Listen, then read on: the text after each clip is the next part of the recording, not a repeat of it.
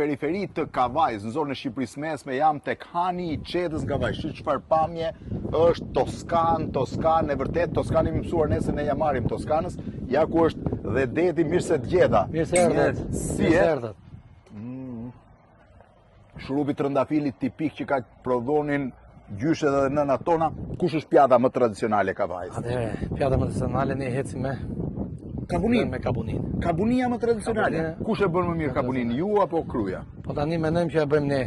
Mendoni që e bën ju? Mendojmë që e bëjmë ne. Po këto çfarë janë? Kjo është pjata mirëseardhjet? Atëherë kjo është pjata mirëseardhjet. Kemi byrekull me qumësh, bukën e misrit, erçeli shaqierit, ullit e zonës, salca kosi dhe djatrat janë prodhimi jon. Të gjithë djatrat i prodhoni vetë? Të gjithë djatrat i prodhojmë. Edhe bukën e misrit? Edhe buka e misrit. E prodhoni vetë, edhe kabunin po bëni këtu. Këtu kemi romstekun e vjetër, kjo është biba e patës me që ka dhe sezonin. Biba e patës?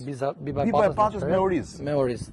Tavë me oriz i themi. Ndërkohë të ëmbëlsira të çudita, kabuni, kemi kabunin, hasude dhe qumështorin. Baklava dhe qumështorin. Bashkë me baklavan. Kush është pjata veç kabunis? Të huajt kë prodhojnë më shumë? Atëherë, të huajt kërkesa është tani te pjesa e romstekut me që romstekun kanë më qenë.